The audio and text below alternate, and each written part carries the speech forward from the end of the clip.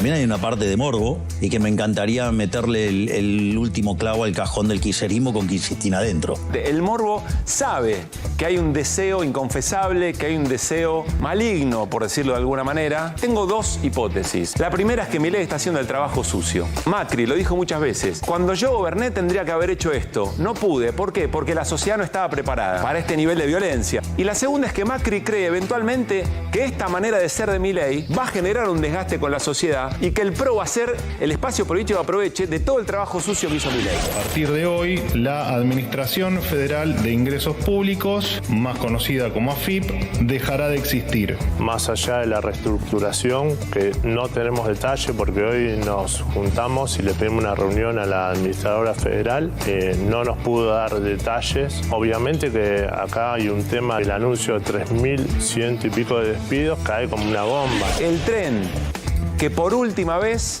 frenó en Peguajó. El ferrocarril, como aerolíneas, como muchas empresas del Estado, cumplen una función social, que es llegar a los lugares donde deja pérdida. Creo que el ajuste no puede estar siendo a costa de la producción. Me parece que es sumamente importante entender que necesitamos que además de bajar el gasto público, se necesita fortalecer la oferta productiva. Cuando el presidente elogia a los evasores y todo, va perdiendo capacidad de la percepción del riesgo. Ahora, este golpe al organismo que fiscaliza, que recauda, va a profundizar esta situación. Es la hora de aquellos que se llenaron la boca durante mucho tiempo en nombre de la institucionalidad, en nombre de la convivencia democrática, que frente al kirchnerismo señalaban con el dedo y decían esto va al autoritarismo, esto va a la dictadura. Es tiempo de que encuentren algo más que decir que una indignación frente a un micrófono.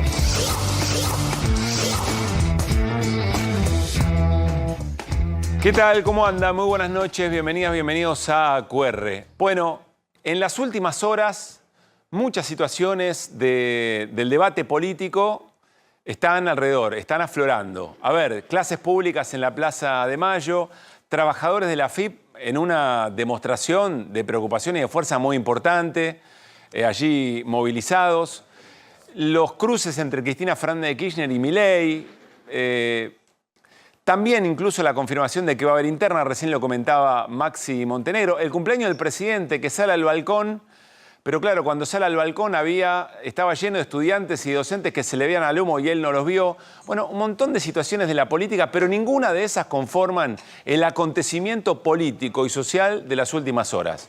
Y eso ocurrió en una entrega de premios. Una entrega de premios organizada por esta casa, los premios Martín Fierro al cine y a las series. ¿Qué pasó?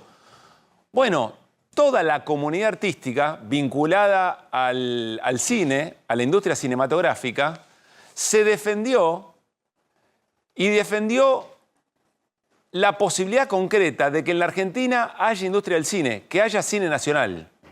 Lo hicieron casi a coro. Algunas personas, quizá no tan confrontativamente, respecto a las políticas del gobierno, pero también se manifestaron. Y ese fue por su repercusión, por lo que significó ayer por la noche, en el muy buen rating de esta casa también, significó, insisto, el acontecimiento político y social, cultural de las últimas horas. Ahora les vamos a intentar explicar por qué, pero veamos algunas muestras nada más.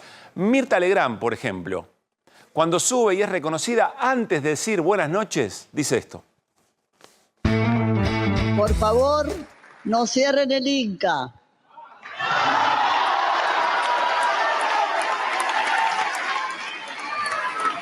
Es lo primero que se me ocurre. No cierren el Inca. Antes de decir buenas noches, lo primero que se me ocurre es decir no cierren el Inca. Ya había dicho algo parecido en un festival organizado por la Universidad de Buenos Aires. Por otra parte, Soledad Villamil. Solamente, insisto, algunas muestras, después nos vamos a detener más específicamente, pero para que tengan más o menos idea de cuál fue el tono. Escuchen con atención lo que decía Soledad Villamil también al recibir su premio. A pesar de esta pesadilla distópica en la que estamos viviendo, confío muchísimo en nosotros, en nosotras. También mandar mucha energía a este hermosísimo país que tenemos y que está sufriendo tanto, por, como dijeron acá, por la educación pública, por la salud pública, por la cultura y por el cine argentino, la reconcha de la lora. En latín, por si alguien necesitaba idioma un poco más comprensible, Soledad Villamil también decía, y ojo, porque no dice solamente el cine nacional, desde el cine, artistas comprometidos con la defensa del cine argentino hacia la universidad pública, hacia la educación pública, hacia la salud pública. Finalmente, Graciela Borges, también, insisto, estamos mostrando apenas algunos de los testimonios que conforman el acontecimiento político de las últimas horas, más allá de lo que hagan expresamente quienes se dedican a la política. Graciela Borges. Toda la tribu amada acá sabe cómo hacer cine. Que no nos digan más cuántos espectadores tenemos que meter para ser buenos. No es algo en lo que pensemos siempre. ¿Por qué dice esto Graciela Borges? Porque el gobierno toma una decisión en el desfinanciamiento del Inca y dice, bueno, solamente las películas que tengan buena taquilla, que vendan muchos tickets, van a ser las que nos importen. Graciela Borges dice, ¿quién dice cuántos son los espectadores que tienen que tener para que el cine nacional sea bueno? Lo vamos a charlar dentro de un rato nada más. Ahora, ¿por qué es el acontecimiento político de las últimas horas? Tienen una capacidad los artistas y las artistas que otros sectores de la política propiamente dicha, evidentemente no han perdido. Y es la capacidad de llegar a otros sectores de la sociedad que cuando los escuchan, no están escuchando tantas barreras que se levantaron durante tanto tiempo en nombre de que se vayan todos, la política son todos chorros. Está diciendo, no, pará. Estas son personas que me encanta lo que hacen, que me representan en un montón de sentidos, que los sigo. ¿Y qué están diciendo? Hay una capacidad de escucha del argumento. Por eso tienen más impacto quizá que, insisto, el cruce de mensajes por redes sociales de Cristina Fernández de Kirchner y de Milei. Y porque además tienen coraje. Hay que meterse con la cultura argentina y con la comunidad de artistas que vienen desde hace tanto tiempo. Si ustedes quieren, desde Teatro Argentino, pónganle, peleándole a la dictadura cívico-militar, Teatro Abierto, perdón, peleándole a la dictadura cívico-militar, aguantando los trapos. Mucha trinchera de pelea hay en la cultura argentina como para tratar de mojarles la oreja. Bueno, ahí están, se animan en un clima hostil, como ayer decíamos, en un clima de mucha violencia que al que levanta la voz se lo marca. Y hoy en las redes sociales apareció algo muy curioso que explica nuestra frase de apertura de hoy. Se le criticaba a los artistas que ayer recibían un premio y decían todo esto, que estaban haciendo política y que no les correspondía. Bueno, de por sí uno podría decir, elegir si caminar por la vereda del sol o la vereda de la sombra ya es una decisión política. Pero vayamos un poquito más allá. ¿Quién transforma o quién ha transformado a los y las artistas en voceros de la política? ¿Quién ha hecho de la defensa del cine nacional algo político? Es el propio gobierno cuando lo ataca. El gobierno convierte y tiene la capacidad de interpelar a muchos sectores de la sociedad una entrega de premios al cine porque el gobierno desfinanció el Inca sin ningún motivo. Y no solamente eso, sino que desde esa tribuna de la entrega de un premio Martín Fierro a la industria audiovisual, al cine y las series, se defienden otras cosas. Es decir, sirve de ampliación, sirve de megáfono para otras cuestiones.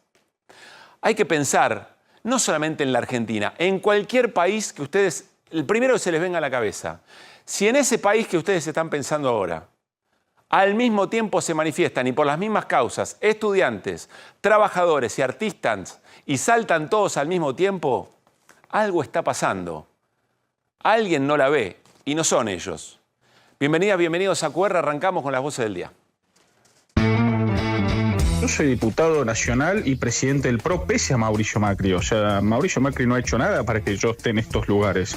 Han sido los afiliados de Córdoba en todo caso y las estrategias que hemos tejido en el partido de Córdoba, que es absolutamente autónomo. O sea, él si quiere manejar el partido como una empresa, está en un problema porque los partidos políticos tienen una vida distinta. Creo que Cristina Kirchner ya tuvo su oportunidad, ya tuvo su tiempo, ya cumplió un ciclo y que podrían renovar el Partido Justicialista como todos los otros partidos, ¿no? De una vez por todas, cambio, gente nueva y qué es lo que votó la gente.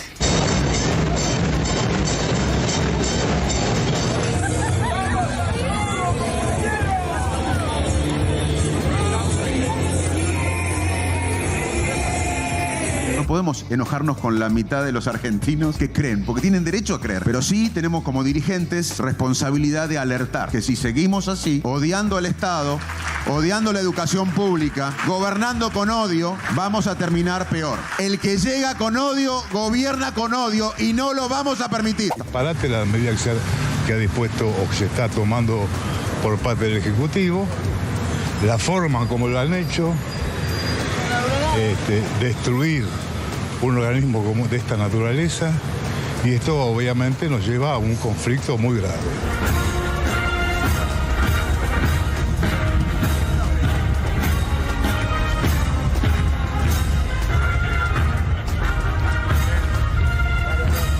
El cambio lo inició el PRO, ahora la gente decidió que lo continúe La Libertad Avanza, y eso estamos tratando de colaborar con humildad, con generosidad, sin especular, para que la mayor cantidad de cosas de cambio se implementen. Muy, pero muy buenas noches al equipo, señor Ibáñez, Cerolini y Gutiérrez, ¿cómo andan? Bien. ¿Todo bien? Bien. Le mandamos un abrazo muy grande, que se recupere pronto a Irina Hauser. Che, abrazo, esa fiebre, esas gripes de estos tiempos, ya va a aflojar y estará con nosotros otra vez. Bueno, sí. En tu presentación, sobre el peso de la palabra de los actores y demás, y hoy estaba repasando con un consultor que trabaja con la cuestión universitaria, y me decía que detectó un hecho particular que a él le llamó mucho la atención, casi por el desacople.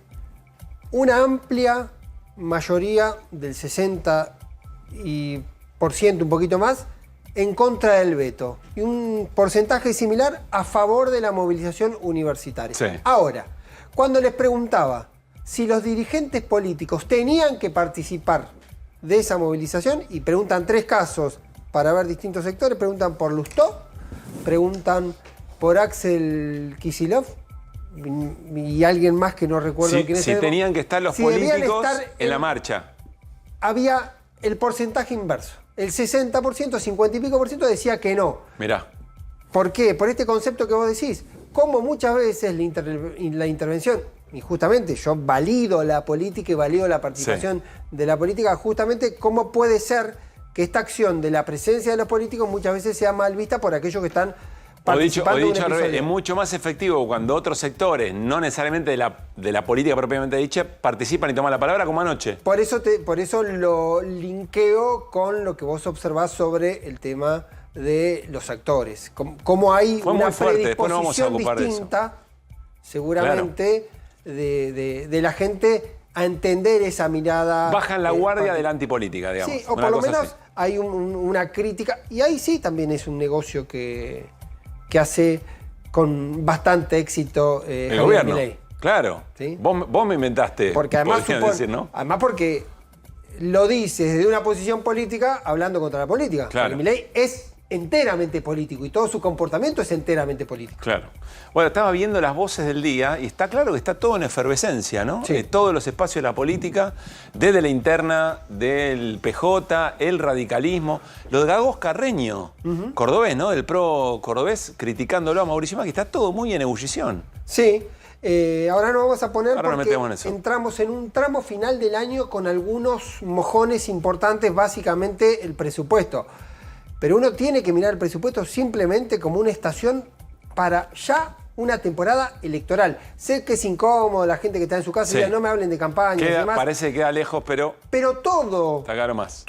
Cada una de las acciones tiene que ver con el posicionamiento político, desde el gobierno en particular, hacia lo que viene el año próximo, que además, un dato nada más, la campaña del año que viene va a ser la campaña más larga en la historia argentina, porque va a empezar el cierre de lista en mayo, cuando habitualmente empezaba a fines de junio, y va a continuar todo el proceso hasta la asunción de los candidatos en diciembre. En un ratito nos metemos con Pablo en cosas que están pasando en la política, el gobierno.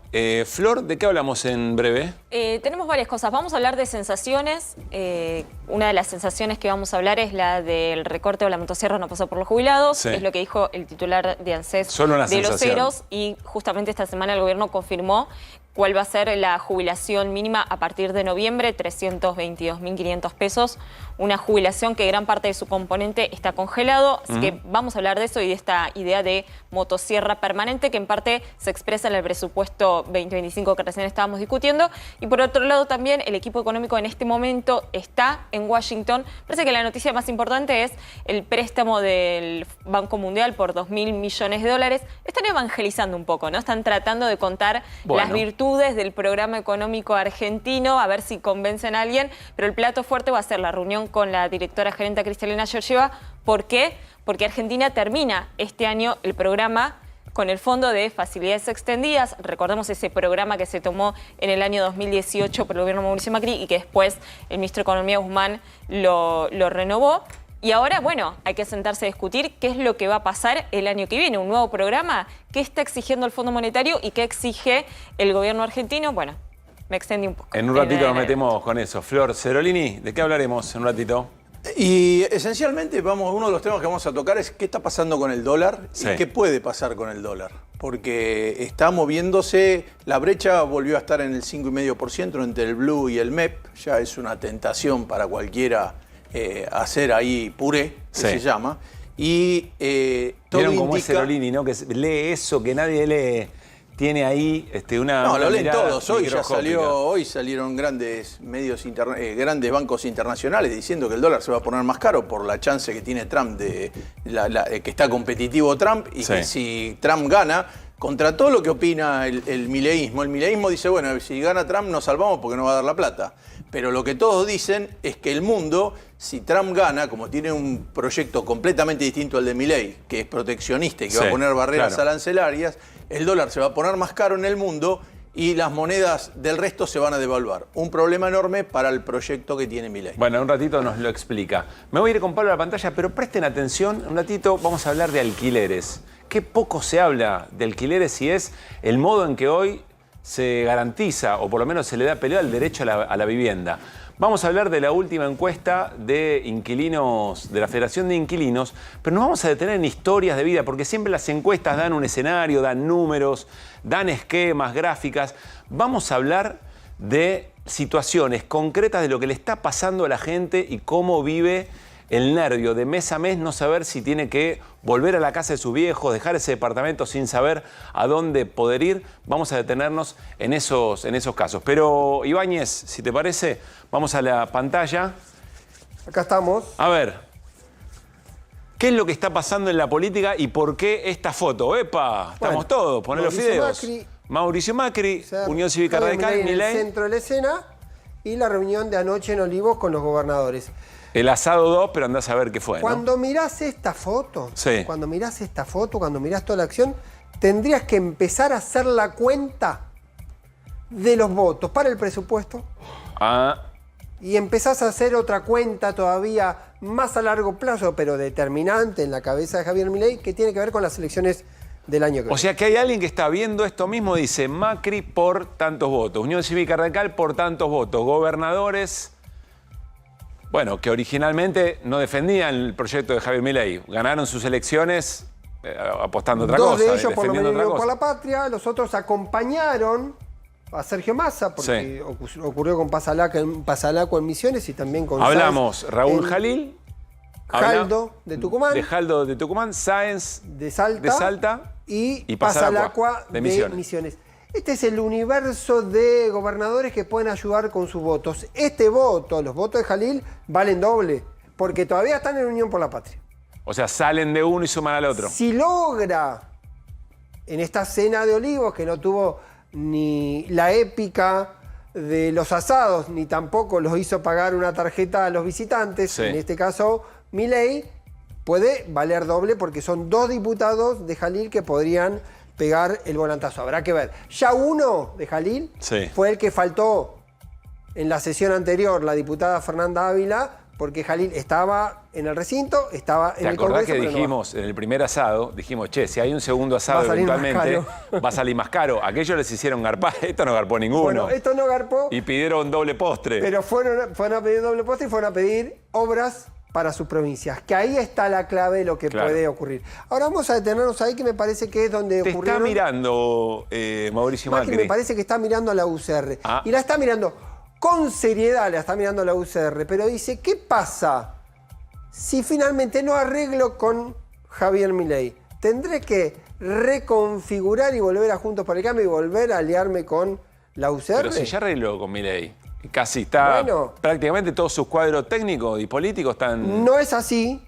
¿No? En términos reales no es así. María Tetamanti, a quien él presenta como una candidata suya, cuando la empezás a mirar, tiene relaciones propias con el gobierno, viene del mundo empresario con vínculos propios, pero además trabajó en la campaña de Patricia Bullrich y tiene una referencia que es Emilio Apud, que no parece, cuando le haces una especie de biopsia de pertenencia política, es un poco de Macri, es un poquito de Bullrich, es mucha parte parte que entonces Macri sube el precio a la injerencia que tiene sobre el gobierno de Milei? Sí, porque también es como una especie de precondición que él ponía para seguir explicando esa adhesión. De hecho, hoy circuló como si fuese un gran episodio político. Ahora quiero entender eso. Vos decís que se da vuelta y a los que de su propio espacio le exigían, che, pero nosotros estamos levantando la mano y ¿qué nos dan? Él se da vuelta y se ¿viste? Como estamos teniendo injerencia, pero lo que decís es que no es tan así. No es tan así, por lo menos lo de Tetamanti, y hoy... Acá está, acá no está, ¿no? Se volvió a circular una versión que hace mucho tiempo que está dando vuelta, que es Maquieira, diputado del PRO de La Pampa, que se incorporaría al gobierno. ¿En qué lugar se incorporaría al gobierno? En el directorio de YPF. No es que se va a incorporar ni como ministro ni como viceministro en un cargo súper relevante, es uno más en el directorio de YPF. Seguramente, me pongo en el lugar de Maquieira, con lo que cobran los directores de YPF, para él es una evolución en términos de referencia y en términos de lugar, pero no es un lugar determinante para decir, formo parte del gobierno porque pongo un director en YPF. Entonces, empieza a mirarse este vínculo de cómo está la relación entre Macri y Milei, que va y viene todo el tiempo. Milei le manda algunas cuestiones que le incomodan, indudablemente, al presidente, como ocurrió con una nota que reposteó la semana pasada, donde lo ponía a Mauricio Macri en el club de los fracasados, porque no podían explicar cómo se hacían las cosas hacia el futuro. Pero hoy ocurrió otra reunión importante que tuvo que ver con la UCR.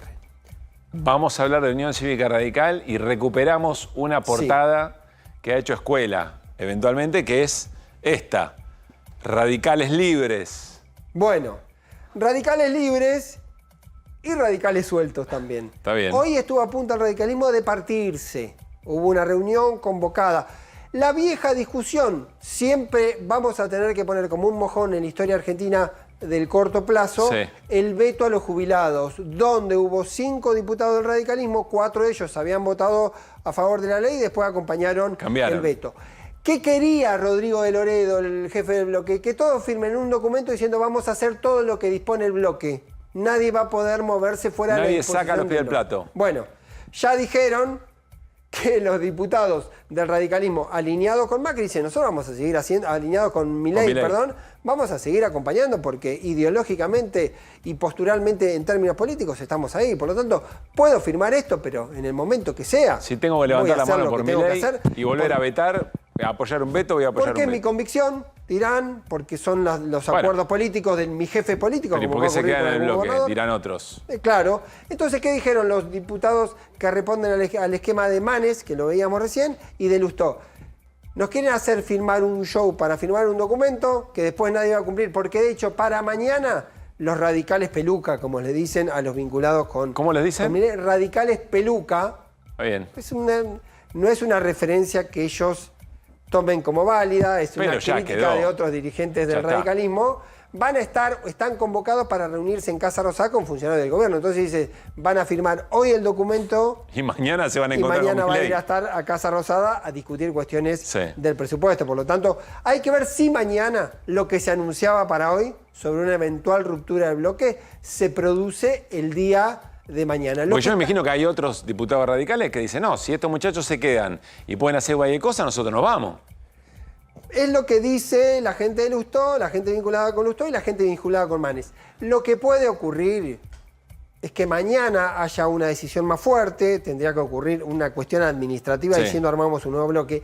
Sí da la impresión, y acá vale como nunca la portada, que el radicalismo, como el resto del sistema político, ya está partido. Ya no hay matices para hacer mileísmo soft o anti-mileísmo soft. Bien. O se está de un lado o se está del otro, y hay un grupo de radicales que decide estar en Principio de contra revelación, Milei. dice Milei. Bueno, ¿no? va ocurriendo porque ahí sí juega no solo lo que va a ocurrir con el presupuesto, donde posiblemente sea más importante aquellos diputados que responden a gobernadores, que tienen intendencias específicos con el presupuesto, sobre todo partidas que deben recibir y que dejaron de recibir a lo largo del año y fondos para obras, sino también la elección que se viene el año que viene. Bien. Y que, insisto, ya en mayo van a estar viendo, aquellos que están siguiendo ahí esta charla, nombres para las candidaturas y las alianzas que se van a tener que conformar a mediados de mayo. Falta nada. Trajiste un par de placas. Vamos a mirar un número. ¿Sobre qué? Porque tiene que ver con esto de cómo es la relación política para el presupuesto y la relación electoral. Esto lo hizo Pablo Salinas, un consultor que conoce muy bien la dinámica del Congreso, y se puso a trabajar. Bueno, hoy la Libertad Avanza tiene 39 diputados. Vamos a ver cuánto podría tener el año que viene. Hizo un ejercicio interesante porque dice, si tuviese el resultado de la PASO con 30 puntos, se iría a 75, casi duplica, un número muy importante. Por eso, lo que está claro, que salvo que ocurra una catástrofe para el gobierno, va a ser el único bloque que va a aumentar sustancialmente la cantidad de diputados. Porque pone muy poco en juego. Porque no tuvo, salvo los 2 diputados por Ciudad de Buenos Aires en el 2021, no había tenido diputados. Bueno, después ahí sumó también Esperia, Píparo, que también son de la misma generación. En la PASO tendría 75, si repitiese el resultado del 2023 la general tendría 71, porque bajó un poquito porque crecieron otros, y si tuviese una elección arrasadora, como la del balotaje, como el balotaje, 55 puntos, se iría a 89, más que duplicando.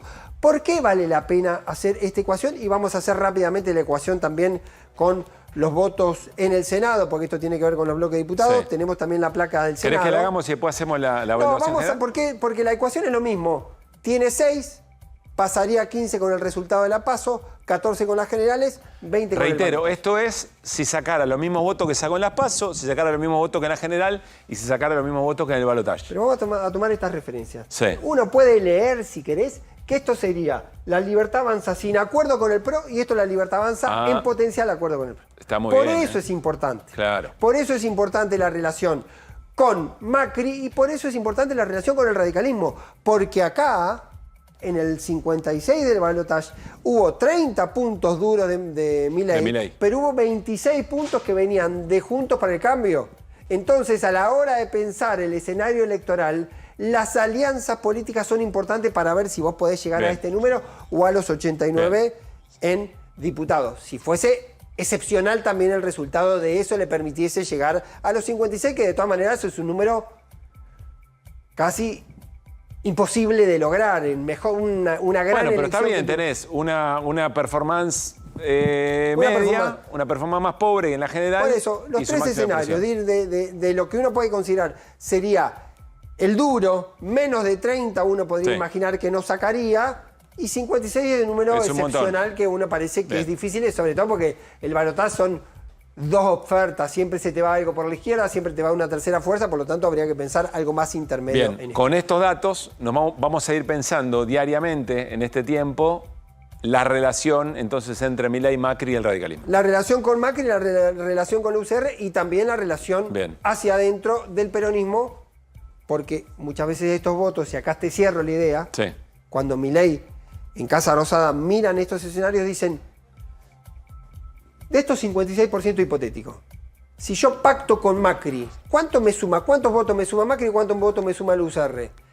Pero para tenerlos adentro, tengo que ofrecerle diputaciones o senadurías. Entonces puede ser que la ecuación, los votos que me dan, ir con Macri, no se compensa con los votos que tengo que cederle a Macri, en todo caso, para hacer un acuerdo político. Gracias, Pablo. Insisto, con esto, para el día a día, nos viene muy bien. Vamos a algo más terrenal.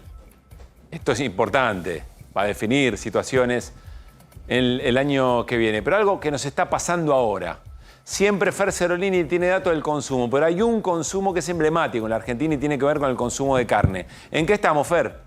El consumo de carne volvió a caer fuerte en la Argentina en el mes de septiembre. Cayó exactamente 11,3% respecto de el año pasado. Esto es la fuente es la industria del comercio de carnes y derivados, Cámara de la Industria del Comercio de Carnes y Derivados. Es decir, 11,3% respecto al año pasado. Y si tomamos el promedio enero-septiembre, sí, vamos anualizado, por supuesto, como si hubiera terminado el año, da año 2023 53,4% de consumo per cápita. El año 2024 va por 46,8. Quiere decir que cada persona ha comido, en promedio, 6,6 kilos menos de carne. Esto da una caída del 12,3%. Siempre te pregunto lo mismo, Fer. Sí. ¿Es mucho o es poco? Es un montonazo. Digo, además, generalmente, como dijimos, no es que está siendo suplido por otro tipo de alimento. Yo particularmente soy vegetariano hace un montón de años y lo suplo las proteínas que no recibís por la carne, recibís de otra manera, pero sí, no toda la gente, si pasás simplemente a carbohidrato y todo eso, es muy malo para la salud y sobre todo para los chicos. Buena parte lo explica eso que estamos viendo en el Zócalo, ¿no? ¿Cuánto aumentó entre enero y septiembre? Bueno, pero no. Vamos a la placa del... A ver. No.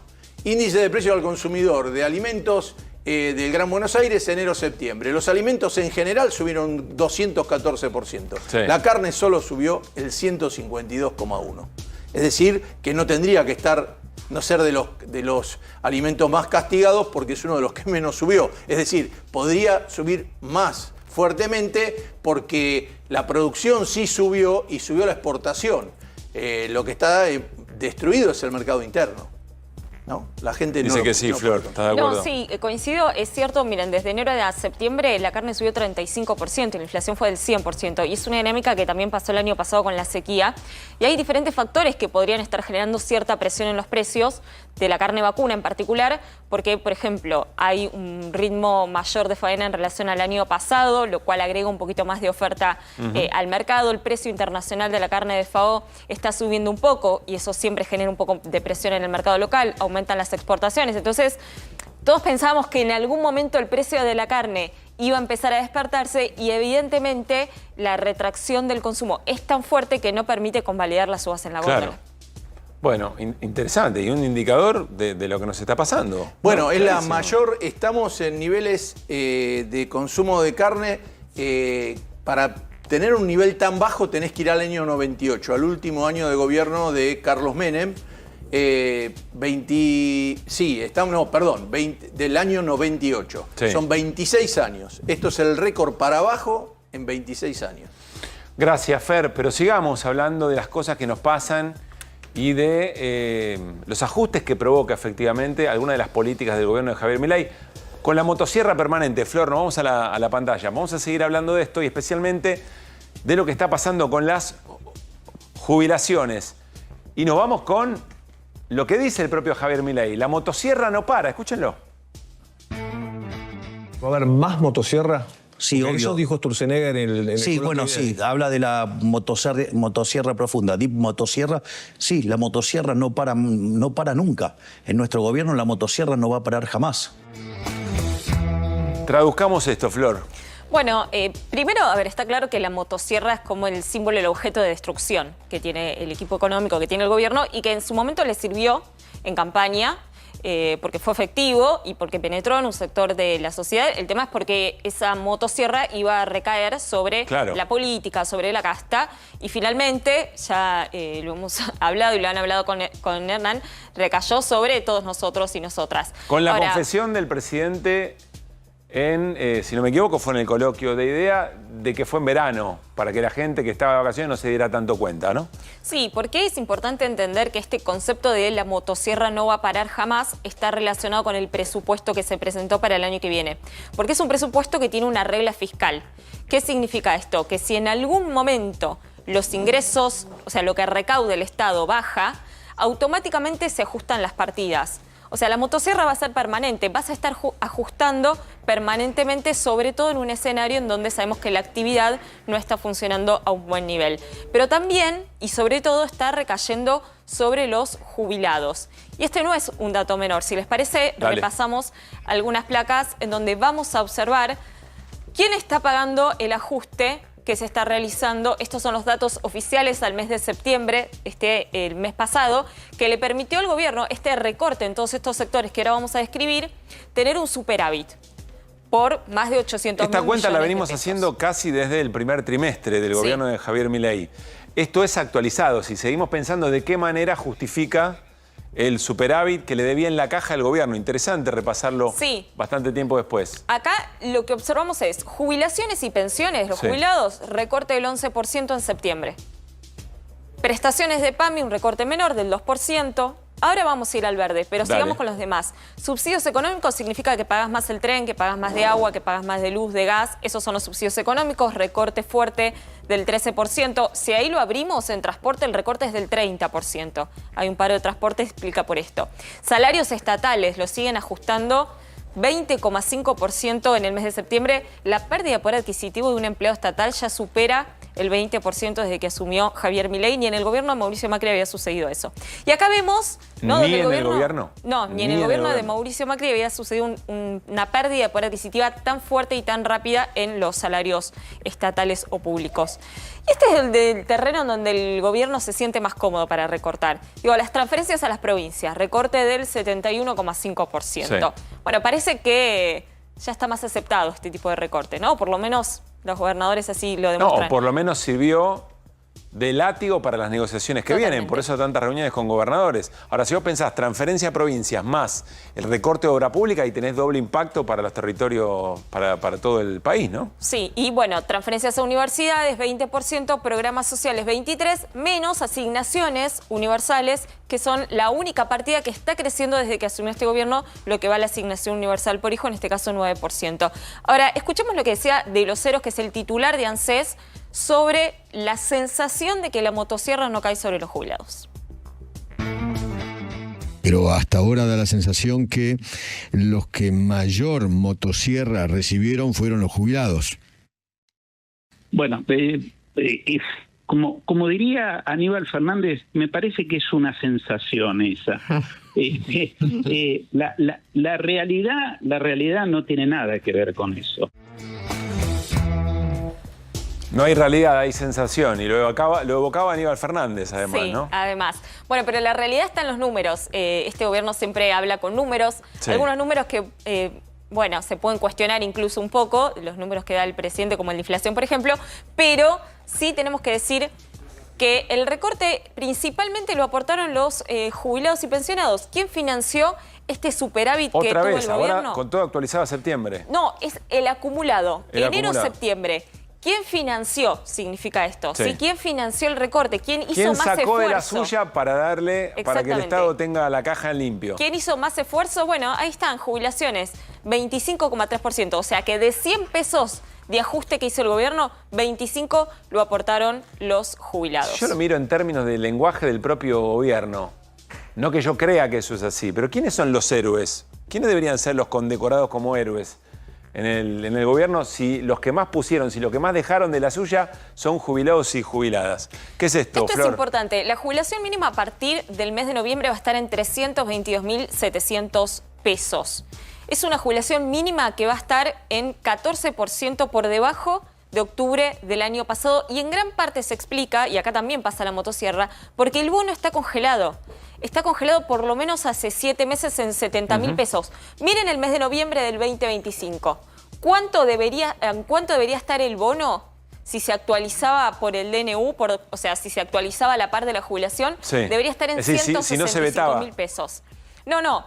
Si actualizara a la par de las jubilaciones, debería estar en 165.118 pesos. ¿Esto qué significa? Que les están recortando, les están comiendo 95.000 pesos a los jubilados y jubiladas. Y aparte... Les están manoteando 100 lucas. Sí, pero aparte el aumento efectivo termina siendo menor que de la inflación de 2 meses atrás, como se actualiza la jubilación.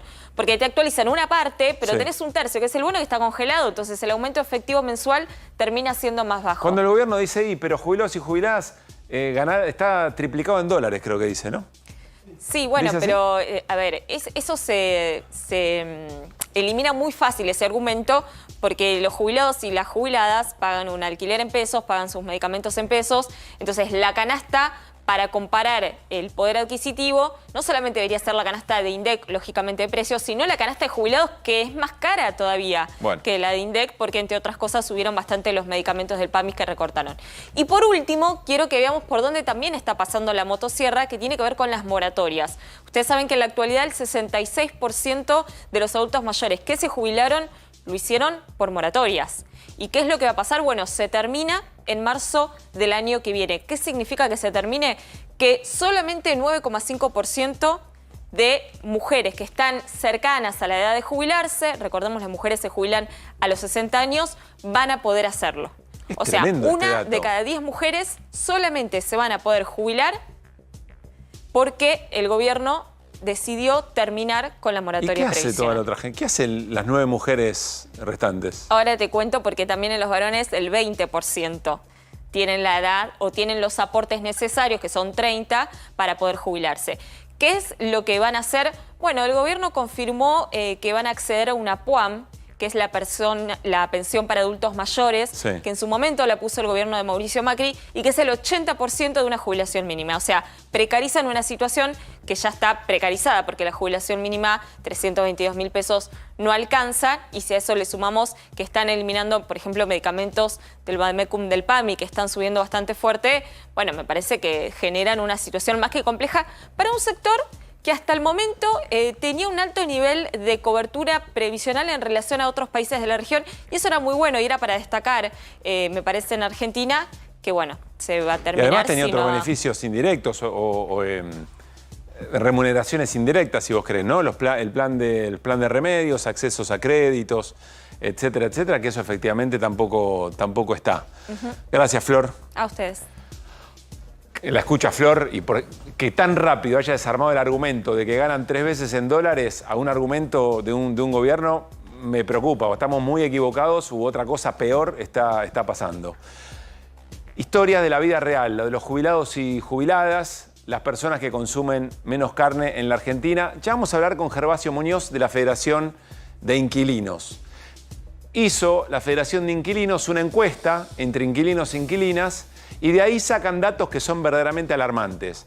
Ahora, le dijimos a la Federación de Inquilinos, a Gervasio Muñoz, pero más allá de mostrar algunos gráficos, algunos porcentajes, compartamos algunas historias de la vida real, de los mensajes que seguramente le llegan una vez constituido la Federación de Inquilinos, un lugar donde inquilinos e inquilinas pueden trasladar sus preocupaciones y sobre todo dirimir situaciones de desventaja a la hora de negociar con una inmobiliaria o con dueños de las propiedades. Contanos qué te dicen, cuáles son las preocupaciones y las realidades de la gente hoy que le preocupa el alquiler, y el alquiler en tanto la efectivización del derecho a la vivienda. Miren esto. Mensajes de gente real, por supuesto están borrados los nombres, que le llegan a la Federación de Inquilinos. Pago el alquiler, los servicios y la tarjeta, y el resto del mes vivo con menos de 100.000 pesos. Es una tortura. Con deudas y con angustia. Mensaje que le llegan a la Federación de Inquilinos. Esta tarde me dicen a cuánto se me va el alquiler. Termino el contrato de 3 años, no sé con qué me voy a encontrar.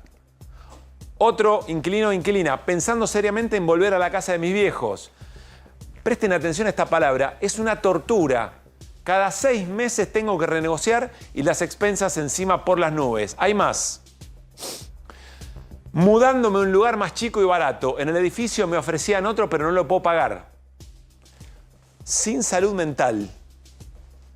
Alguna parte, bueno, se puede ir por la lucha de los trabajadores de la salud, pero casi no. Buscando un trabajo más para cubrir gastos. Desesperada, dice otra inquilina, tocando ahorros todos los meses. Le vamos a preguntar a Gervasio, y me voy a la mesa, a preguntarle a Gervasio Muñoz cuántos de estos mensajes llegan, y me imagino que esto solo muestre una muestra. Es decir, por detrás hay también consultas que derivan en conversaciones muy angustiantes. Gervasio, ¿cómo te va? Buenas noches. ¿Qué tal? Gracias por la invitación. ¿De qué manera le llegan estos mensajes a la Federación de Inquilinos? Estos fueron a través de las redes sociales, de Instagram directamente, pero después tenemos un servicio de asesoramiento legal vía mail, con un formulario. Nos llegan alrededor de 20 consultas por día y te diría que hay dos líneas en común. Uno es la desesperación absoluta porque ya no se trata de un problema legal, sino que es exclusivamente económico por las condiciones que se fijan hoy en los contratos. ¿Qué quiere decir que no es un problema legal? ¿A qué te refieres? Hoy no hay nada que se pueda pelear en términos legales. Cuando había una ley, había muchas consultas que decían, che, no me quieren respetar el aumento por el índice, me están pidiendo más plata por fuera de lo que dice el contrato. Dame una mano para ver cómo hoy está esta Entonces discusión. ahí se actuaba en el marco de alguna protección legal. ¿Y ahora? Eso no existe hoy, por lo tanto es muy difícil ayudar en cuestiones que tienen que ver con el contrato, con las condiciones del contrato. Lo que hay es muchísima desesperación, algo que aparece muchísimo es esto de la angustia, de la desesperación, de no saber cómo seguir en una situación en donde está en riesgo nada más y nada menos que no tener un lugar donde vivir. En un contexto de una economía terrible, el que, por ejemplo, se queda sin laburo, automáticamente se queda sin casa el que alquila. ¿No? Es lineal eso. O sea, que se queda sin laburo al mes siguiente. No tiene para pagar el alquiler. Claro. Sí, cosa que tampoco beneficia a los propietarios, digamos. Bueno, el propietario va a encontrar a otro que sí tenga laburo, no se sabe por cuánto tiempo. Pensaba también, proyectando un poco, porque lo que ha cambiado sustancialmente también era lo que representaba en los salarios el pago de los servicios. O sea, antes vos podías tener un alquiler, pero posiblemente tenías pago de tarifas mucho menor a lo que representa hoy. ¿Cómo se combinan esas dos cosas? ¿Creció más proporcionalmente el alquiler para un salario o crecieron más en todo caso los servicios que se pagan, las tarifas de servicios? Hay que tener en cuenta, me parece a mí, una particularidad muy importante respecto a el gasto del hogar de los inquilinos. El gasto más importante, más pesado de un hogar inquilino es el alquiler. Más rígido además. Mucho más rígido, pero además en volumen. No es lo mismo un 20% cada 3 meses o cada 4 meses en el precio del alquiler, que pueden ser 400.000, 500.000, 700.000 pesos, que un 20% trimestral en el aumento de la luz o de alimentos. Así sean de 100.000 pesos las tarifas, digamos. Exacto. Cuando llega, por eso lo que hoy estamos viendo es que cuando llega el segundo aumento, que es a los 6 meses, actualizaciones trimestrales atadas a la inflación, cuando llega el segundo aumento ya no hay forma de pagarlo. Porque vos empezaste con un alquiler de, digo cualquier cosa, 300.000 pesos, pero a los 6 meses tenés que pagar 500.000. Claro. ¿Sí? Y eso en el salario, el peso del alquiler en el salario es mucho más violento. Una de las cosas que nosotros medimos en septiembre fue el peso del alquiler y de las expensas sobre los ingresos totales del hogar. ¿Sí? No sobre un salario, sino sobre los ingresos totales. El 45% de los ingresos totales del hogar se destinan solo al alquiler y expensas. Casi la mitad de los ingresos de un hogar. Yo te diría que un ingreso se destina, y en algunos mensajes se vio eso, un ingreso un salario de la familia se un salario se destina al alquiler y con el otro salario tenés que sobrevivir. Gervasio, hicieron, perdón, Paulín, ahora seguimos, para ir mostrando la encuesta, los resultados de la encuesta. Agarramos algunos elementos que Gervasio Muñoz consideraba importante saber, que compartimos primero. Precio promedio del alquiler de septiembre en la ciudad autónoma de Buenos Aires. Monoambiente, 2 ambientes, 3 ambientes y 4 ambientes. ¿Qué diferencia hay entre la columna roja y la celeste? Para mí lo más importante, y es que en las columnas celestes está el precio para monoambiente, 2 ambientes, 3 ambientes, 4 ambientes, firmados antes de la vigencia del DNU, o sea, firmados bajo las condiciones de la ley de alquileres. De la ley de alquileres anterior. En septiembre, quien estaba bajo las condiciones de la ley de alquileres pagaba 250.000 pesos un monoambiente, y quienes firmaron contrato bajo las condiciones del DNU, o sea, a partir del 1 de enero, 300, casi 10.000 pesos un monoambiente en la misma ciudad. Pero ¿por qué hay quienes están a favor de la derogación de la ley? Te hacen una cuenta que pareciera que da distinto, que con la ley de alquileres era todo más caro y que con la apertura en realidad los precios bajaron. La única razón por la cual hubo tanta virulencia en contra de la ley de alquileres es porque bajaba los precios en todo el país. Después discursivamente inventaban cualquier cosa. Pero lo concreto es que si se hubiera mantenido... Lo concreto es que hoy, quien está bajo la ley de alquileres paga alrededor de un 25-30% menos que aquellos que firmaron bajo las condiciones del DNU, por obvias razones. Y es que primero había una actualización anual por el ICL siempre estuvo por debajo de la inflación y hoy se actualizan cada 3 meses por inflación. Esto es también un poco lo que sucede, es que si vos tenés actualizaciones tan frecuentes sobre el precio del alquiler, es imposible terminar un contrato de alquiler pagando esas actualizaciones. Y algo para mí nefasto del decreto y que muestra de verdad por qué se derogó la ley de alquileres es que el DNU 70-2023 dice que si un inquilino quiere terminar el contrato antes de tiempo, por ejemplo, porque no puede seguir pagándolo, tiene que pagar como multa por rescindir el contrato el 10% del resto del contrato. O sea, más claro, si a los 6 meses vos no podés seguir pagando el alquiler, tenés que pagar el 10% de los 18 meses de todo lo que te quedan. falta. Exactamente. Posible. Por lo tanto, la gente se enfrenta a que no puede pagar el alquiler, no tiene plata para mudarse a otro lugar, por supuesto, y encima tiene que pagar una multa altísima, que pueden ser 1 millón, 2 millones de pesos. A ver, ¿cuál es la siguiente placa de la encuesta que hicieron desde la Federación de Inquilinos? Expectativas sobre las posibilidades de pagar el alquiler en los próximos meses. Tal vez el 46,7%, sí el 42,2%, no el 11,2%. Es decir, si sumás el tal vez, gente que duda si puede pagar el alquiler, convivir con esta duda, digamos, ¿no? Tal vez 46,7%, más el 11 te da el 59% más o menos.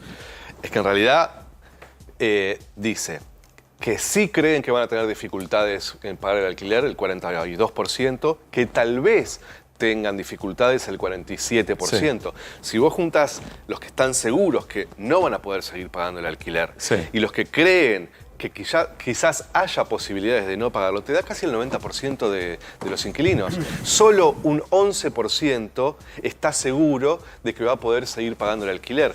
Cuando preguntamos también endeudamiento, 60%. No entiendo entonces la pregunta entonces... No entiendo el número. La pregunta, porque dice expectativa sobre las posibilidades de pagar, dice sí, en verdad es... Sí, ese título...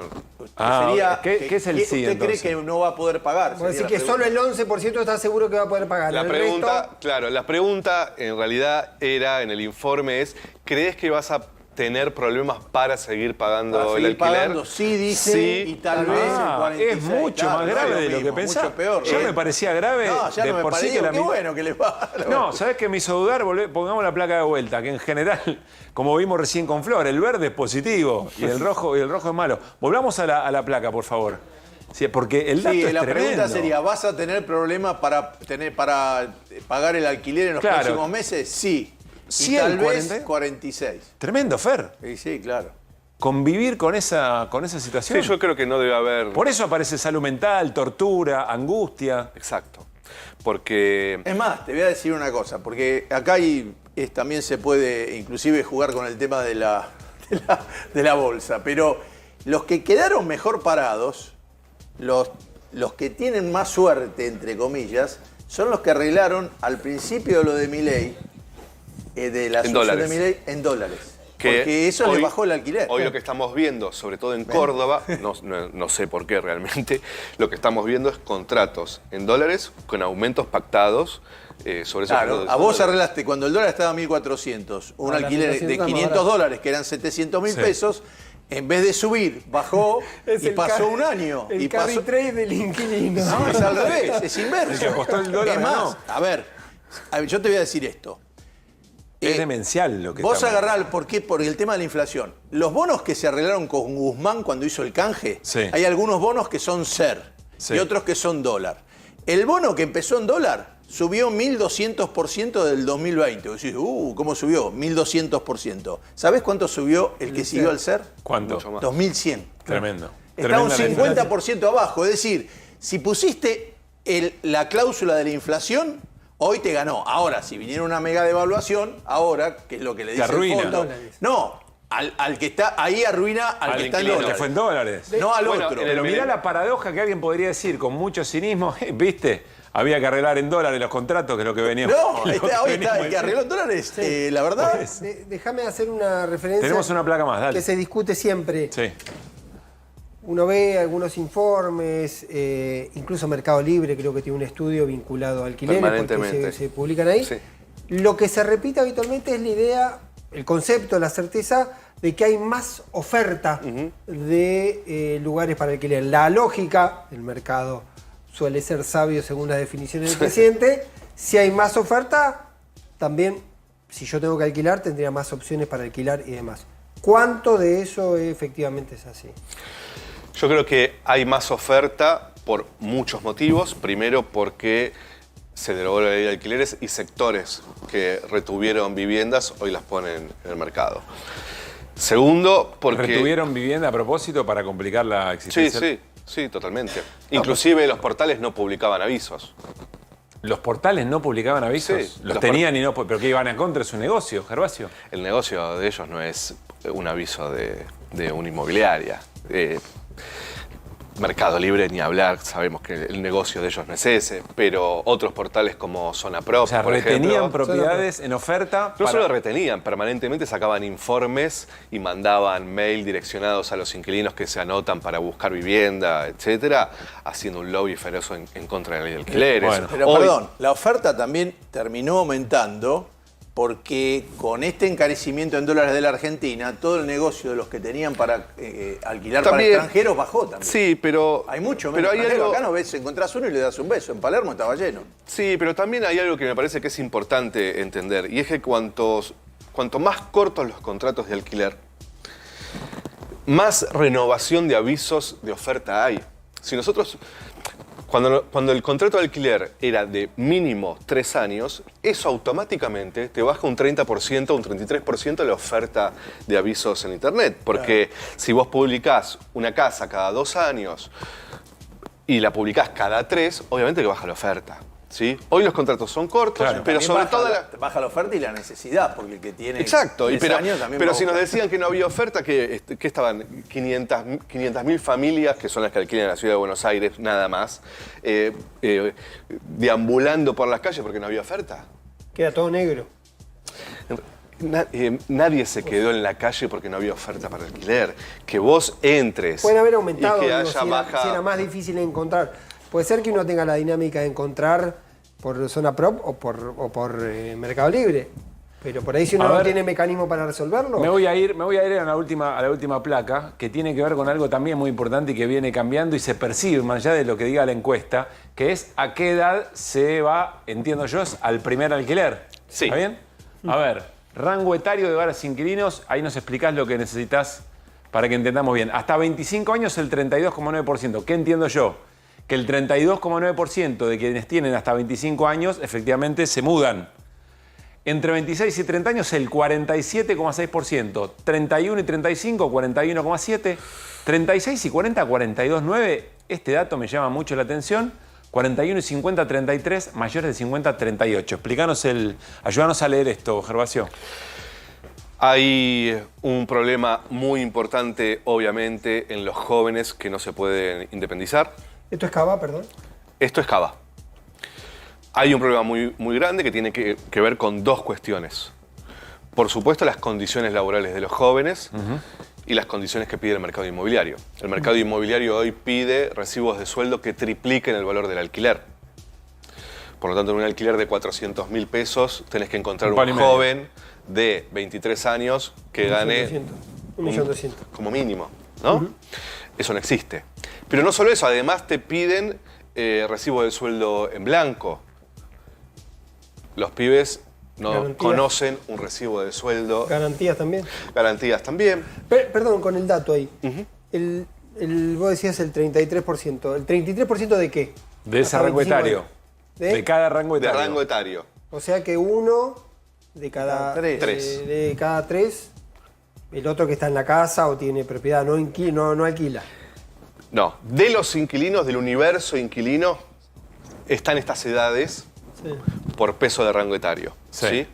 Donde vos ves más volumen en la edad que alquilan es a partir de los 26 años.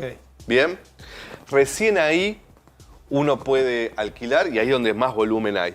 Va bajando, obviamente, y lo que sí está creciendo muy fuerte, hace mucho tiempo, es jubilados que alquilan. Si el discurso durante toda la ley de alquileres fue que los jubiladitos tenían un departamentito en alquiler, hoy lo que se está verificando... Y que la ley les estaba embromando esa posibilidad. A los jubilados... En algunas situaciones puede haber, pero no era el eje de la discusión. Sin embargo, hoy esos que decían pobres los jubiladitos... son los que le están bajando la jubilación a los jubilados. Y que si los jubilados van a la Plaza de Mayo, los reprimen. Y cuando nosotros estuvimos en la plaza bancando a los jubilados, yo no vi una sola inmobiliaria tan preocupada por los jubiladitos bancando para que tengan jubilaciones dignas.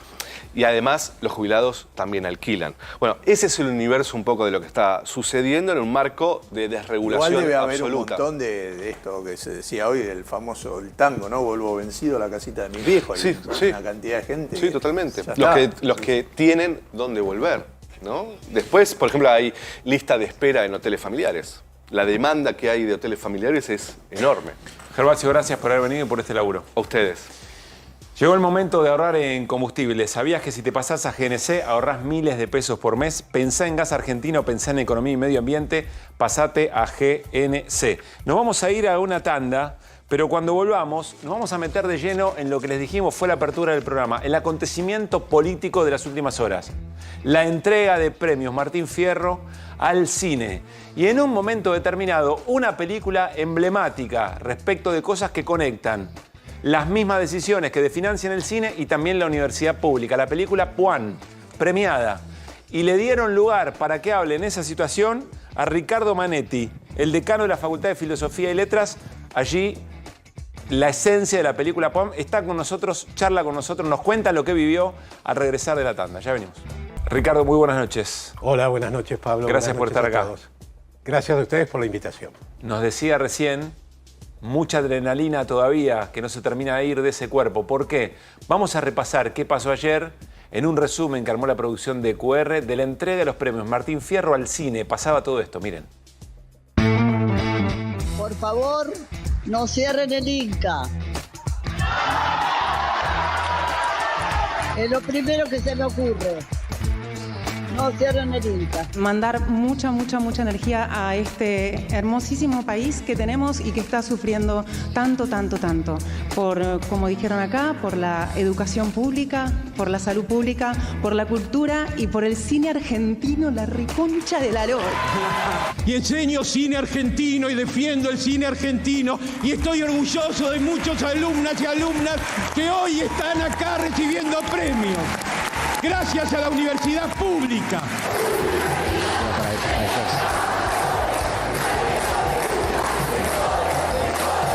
Ojalá que el año que viene haya películas, ojalá que haya películas, de verdad lo digo y no es una ironía. Toda la tribu amada acá sabe cómo hacer cine, que no nos digan más cuántos espectadores tenemos que meter para ser buenos.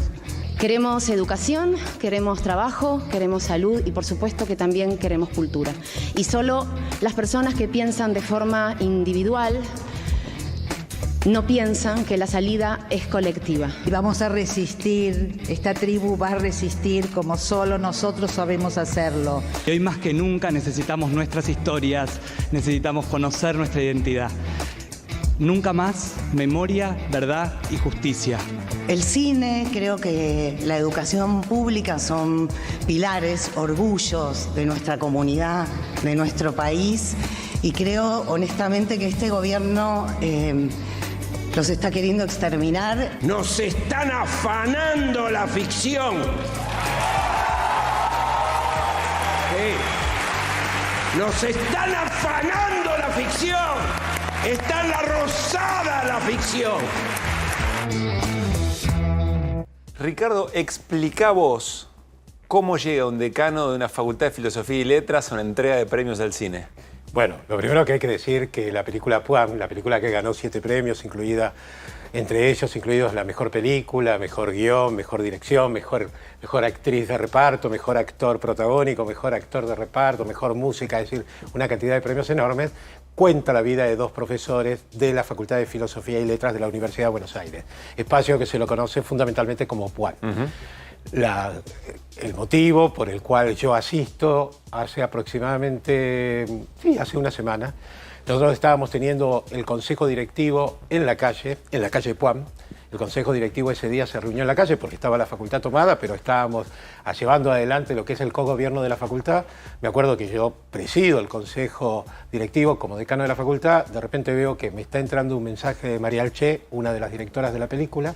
Entonces la atiendo. En realidad leo lo que me envía y me dice, tenemos varias nominaciones para el Martín Fierro, necesitamos que venga. Le digo, hablamos más tarde, estoy en el consejo directivo, lo estamos haciendo en la calle, lo estamos haciendo en Puan. Sí. Y me dice, bueno, apenas termine, llámame. La llamo a María y me dice... O sea, todo lo que ustedes hicieron en la película en el 2022 está ocurriendo ahora y yo me estoy ocupando de eso. Exactamente. Además es muy llamativo porque la película se filmó hace exactamente 2 años, en el mes de octubre del 2022, se filmó una de las escenas emblemáticas que ha quedado de la película y que hoy tiene una presencia absoluta también en las redes, en los medios, que es el momento en el cual se realiza una asamblea en la puerta de Puan porque se cierra Puan, Puan está cerrada. La Facultad de Filosofía. Y la policía viene viene, interviene, golpea, bueno, todo lo que muestra el desenlace del film.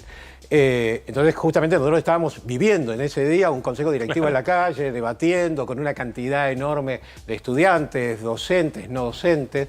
Entonces, cuando hablo con María Alché y con Benjamín Nastat, que son los guionistas y directores de la película, me dicen, nosotros tenemos varias nominaciones, entre ellas está Mejor Guión, Mejor Dirección y Mejor Película. Esas 3 nominaciones directamente tienen que ver con nosotros, dice. Nosotros tiene que ver con los actores, con los técnicos. Si ganamos alguna de esas nominaciones, queremos que vos subas a hablar. Le digo, ¿pero les parece? Sí. Creemos que acá en este momento que estamos atravesando político es fundamental que se escuche tu palabra. Pero no es solo que se escuchó tu palabra, Ricardo. Hiciste levantar a la platea. No sé, por ahí en alguna asamblea universitaria en tu recorrido lo habrás logrado, pero delante tenías actores, actrices, todo digamos, la comunidad del cine. Sí, en ese sentido fue muy fuerte porque inicialmente con una compañera que es la responsable del área de la comunicación, yo le dije, mirá, vos me conocés bien cómo lo que yo planteo, yo hablo, no tengo que pasarme de 2 minutos, me dicen, planteame algunas líneas básicas y le digo, y tratar de que yo más o menos me cuide, porque me suele acontecer que empiezo a vibrar de manera fuerte cuando estoy en algún acto. Entonces dije, bueno, voy a intentar ser cuidadoso en ese sentido. Sí. ¿Qué hiciste? ¿Te leíste algo? Leí y empecé a leer, pero inmediatamente era tan fuerte lo que estaba ocurriendo que esa guía que me ayudó empezó a aparecer lo que pasaba en ese evento, ¿no? Entonces empecé a plantear otras cosas sobre esa lectura inicial que yo tenía que hacer, que ha quedado igual como algunos puntos claves también. Pero bueno, y sobre todo lo que yo notaba que pasaba en la sala, que pasaba en términos también contrapuestos. Notaba que había algunas actitudes que son muy potentes, porque son hombres muy potentes, y veía de alguna manera su desaprobación, ¿no? Así que tenían otro discurso. Lo que uno ve es el gesto cuando estás ahí, en las miradas, en las actitudes, pero veía por otra parte... La dirección de cámara de la transmisión jugó muy bien, porque iba mostrando... Yo no lo sabía las caras antagónicas, ¿no? Exacto. Y momentos emblemáticos. Yo no lo sabía eso cuando termino de hablar, luego que empiezan a llegar, todos me dicen esa situación, cómo fue la puesta de cámara. Pero para mí fue muy impresionante cuando estoy terminando, cuando me detengo básicamente para plantear que teníamos que defender el valor fundamental que tiene también nuestra universidad, que es nuestra autonomía, que son las cátedras libres, que son básicamente los concursos que se realizan para poder acceder justamente a los puestos de profesores dentro de la facultad y también los no docentes que concursan. Entonces, cuando estoy hablando de eso, la universidad no se vende, la autonomía no la vamos a perder. Esto tiene que ver con el tema de las auditorías que tanto se hablan. Empiezo a ver que la gente se empieza a parar y empieza la Universidad de los Trabajadores. Y al que no le gusta se jode. Y fue impresionante. Te digo que lo cuento y me emociona porque además no esperaba eso, creo que nadie lo esperaba, que fue un acto que ocurrió, son esos hechos, porque básicamente todo acto es un hecho político, y bueno, y el compromiso, y además estas palabras, cuando escucho a Graciela Borges, que dice, bueno, al cine déjenlo para que nos ocupemos nosotros que somos quienes sabemos. Me parece que es tan claro eso. Cuando Mirta mismo dice, no se puede cerrar el Inca, porque básicamente lo que ocurre es que no hay una política clara en lo que quieren hacer como políticas públicas. Mirta Legrand no dice nada, ni buenas noches dice, y lo primero que dice es no cierren el Inca. Quiero aclarar que además Ricardo es egresado de PUAN, de Filosofía y Letras, que tiene varias facultades, digamos, ¿no? Allí está Filosofía, está Letras. Hay varias carreras dentro de la facultad, son 9 carreras que tenemos. Tenemos ahí la carrera de Historia, de Filosofía, de Ciencias de la Educación, de Antropología, de Edición, de Bibliotecología, de Geografía, la carrera de Filosofía, de Letras, la que le dan nombres a la facultad, y también la carrera de Artes. Yo soy egresado de la carrera de Artes y también en buena medida lo que ocurre en ese ámbito del Martín Fierro, muchos de las personas que estaban ahí forman parte también de los materiales de estudio de nuestra facultad. Claro. Yo soy responsable de la Cátedra de Historia del Cine Latinoamericano y Argentino. Entonces también lo sentía, por un lado, en esa situación rara de estar participando de un Martín Fierro, que también por primera vez se daba el cine, pero por otro lado, conociendo mucho sobre las trayectorias, sobre ese cine, claro, sobre el cine histórico y sobre el cine que nunca presente, te imaginaste que y también ibas a... sobre las políticas de producción. Yo quiero, insistimos desde QR, el gran acontecimiento político de las últimas horas tiene que ver con lo que pasó ayer en esta entrega de premio. Primera vez, Martín Fierro al cine, a la industria en general, no solamente a actores, actrices, guionistas, directores, también la técnica. Casi unánimemente, había un reclamo muy concreto. Volvamos a ver las voces, insisto, del acontecimiento político de estas horas y presten la atención porque quizás recién no lo advirtieron, pero el que levanta a todo el teatro es el decano de Filosofía y Letras que está charlando con nosotros, Ricardo Manetti. Pero préstenle otra vez atención, dale. Por favor, no cierren el Inca. Es lo primero que se me ocurre. No cierren el Inca. Mandar mucha energía a este hermosísimo país que tenemos y que está sufriendo tanto, por, como dijeron acá, por la educación pública, por la salud pública, por la cultura y por el cine argentino, la reconcha de la lora. Y enseño cine argentino y defiendo el cine argentino y estoy orgulloso de muchos alumnas y alumnas que hoy están acá recibiendo premios. Gracias a la universidad pública.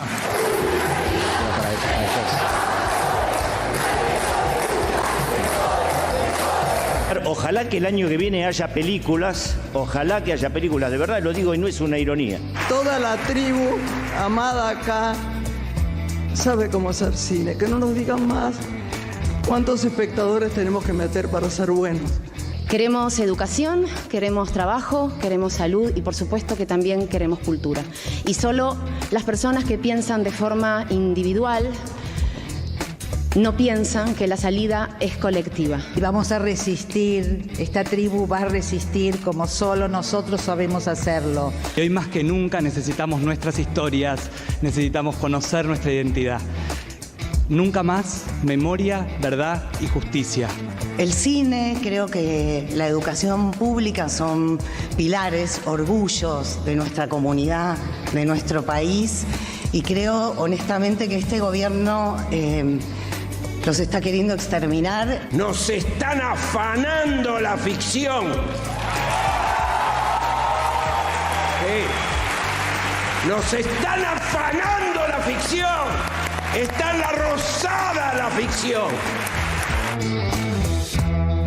Decíamos, lo de Norman Brisky fue impresionante. Disruptivo, con los silencios, ¿no? Como si fuese actor. Sí, como si tuviera muy en claro cómo transmitir lo que quería decir. En este fenómeno de la sorpresa permanente y que hace algún tiempo había cosas impensadas de lo que está ocurriendo hoy en la Argentina, me detengo un poco conmocionado ante el escenario que plantea Sbaraglia. si uno puede encontrarse en algún momento dentro de un año con que no haya películas argentinas, no haya suficientes películas argentinas. Parece hasta un juego, uno podría decirle, lo dice casi de una manera irónica, un poco provocadora, pero es un escenario... En los festivales que se están desarrollando, corregime, Fer, vos que ya sabés. Puede pasar que solo termine habiendo no sé, arregladas con Netflix o todo, que ya solo la actividad privada, que en el caso de Sbaraglia, porque es una persona que se preocupa por el resto, seguro va a tener laburo. Claro. Él va a tener capaz que Francella, va a tener alguno más, seguramente Natalia Oreiro, y alguno más que pueda tener. Digo, la industria del cine y el volumen, ¿para qué? Digo, Sbaraglia, que encima fue protagonista en Puan, digo, esta idea de presentarlo así a mí me genera... Es que es verdad. En los festivales que se están desarrollando, se homenajea permanentemente, pasó en San Sebastián, se homenajea al cine argentino, es como si le estuvieran diciendo saluden al cine argentino que se va. A ver, lo que está pasando en Argentina es tan raro, ¿no? Digamos, esto es solamente para mí parangonable con algunas situaciones del 2001, donde ya acá no hay, no, están juntando, es tan monstruoso lo que hay enfrente, lo que está pasando. En el 2001 fue una caída, quizá no había un malo de la película tan claro, sino que explotó todo. Acá es como que hay alguien que se convierte en Mefisto y dice, los voy a destruir a todos. Y va juntando gente enfrente, va poniendo todo enfrente, y entre los actores que había ahí, no todos piensan lo mismo. Bien. Y entonces, si Mirta Legrand hace punta, imagínate vos todo lo que hay atrás. Ricardo, Sí, quería agregar algo. Acá hay una situación muy concreta. Cuando Mirta dice no cierren el Inca, es porque en este momento no se está produciendo. Es lo que están diciendo aquí. ¿Quiénes producen? Son las plataformas. Pero por parte del Estado no hay producción. Es decir, eso que marca también y que tiene que ver con la ley de cine, que tiene que ver con la creación del Instituto Nacional de Cine, así denominado en el año 1957, tiene que ver con una política llevada adelante, una política en términos culturales, en términos de producción audiovisual, que hoy no se está cumpliendo, pero que no se está cumpliendo, como bien lo decía, no se cumple en salud, no se cumple en educación, no se cumple en el ámbito cinematográfico. Estuvo presente también ayer en la entrega, ¿no? Se habló de salud, se habló... Claro, es que en realidad... El punto fundamental es que vos decís, bueno, podemos estar en desacuerdo frente al tipo de producciones que están haciendo, pero acá lo que ocurre es que no podés estar porque no hay nada. No hay nada que proponga en base solamente a la destrucción La cuestión absoluta. es que las dos películas argentinas que ganan Oscar son fuertemente politizadas, porque son La historia oficial y El secreto de sus ojos. Y la que este año también fue candidata, también cuenta la historia de Argentina en momentos complicados. Es decir, que inevitablemente, y trabajaron muchos de estos actores, algunos de los que puede estar en contra, inclusive. Sí, Norman Brisky 1, ¿no? En Argentina 1985. Sí, bueno, pero en el caso de Francella trabajó en El secreto de sus ojos. Sí, entonces, la política no puede... Pero acá es claro, porque además, justamente, lo que más reconocen afuera es cuando te metés con los temas en serio. Y como somos un experimento mundial que están observando todos, me parece que por eso en los festivales, hacen mención a lo que hacemos, lo que Ricardo, está pasando acá. No te vayas, porque vamos a cambiar de tema, pero no tanto. Es una situación muy atípica. Un decano de una facultad, estamos hablando de los premios que se entregaron al cine. Te pido que te quedes y compartas con nosotros, porque esta historia que vamos a presentar ahora termina con el conflicto universitario y te vamos a pedir una última reflexión sobre el tema.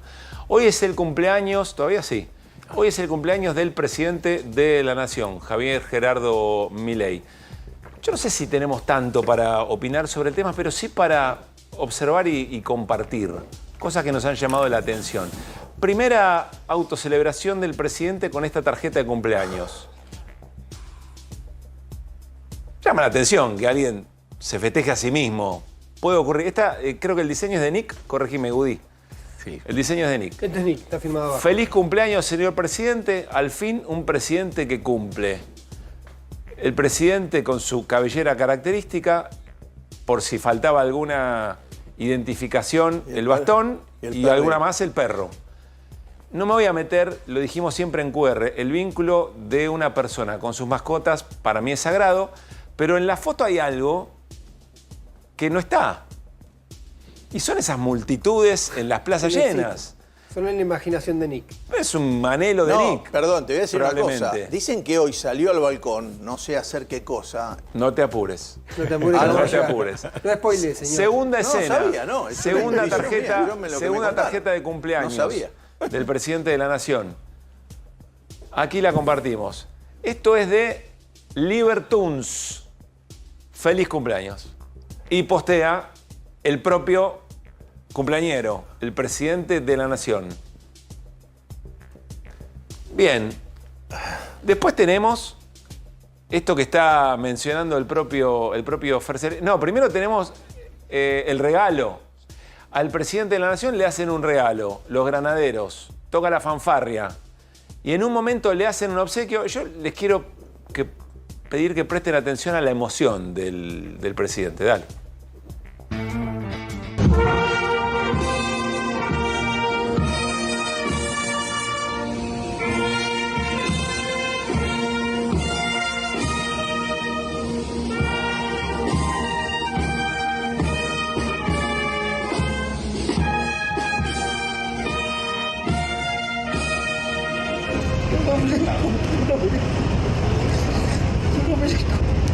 Nosotros nos sentimos distinguidos y nos pedimos eso sí, el mayor de los éxitos en este día de la gestión.